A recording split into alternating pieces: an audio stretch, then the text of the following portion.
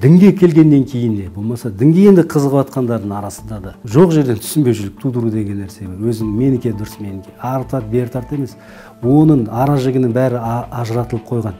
Қайсы бірінен бірі артық тұратын абзал амал саналатын, сауабы көп амал екендігін ол бізге дейін бабаларымыз оны біз үшін айқындап қойған. Менікі де егер де әркім өзіне тарта берсе, ол адамзат дамымай қалады. Сол адамзат даму үшін осы дін бар. Біріншіден ата-анасын тыңдасын, үлкендерді тыңдасын қазір жастар. Сосын бар міндетті түрде діни мәселеге жаңағыдай тереңдеу жауап алғысы келсе, Қазақстан мұсылмандар діни басқармасына жүгінсін.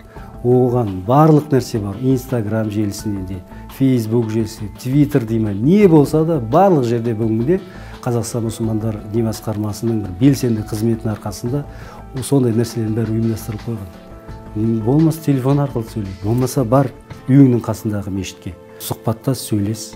Енді мен айтам, сол сен адаспауыңа себеп болады.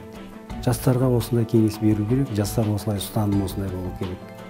Ауытқымауымыз керек. Еліктей беретін болсақ, ертең ұлттық ерекшеліктерімізден айырыламыз. Біз ұлттық деген осы қазақпыз ғой, тілімізден айырыламыз, дінімізден айырылуы мүмкін. Егер де еліктегіш, қызығып сол өз бетімізбен кететін болса.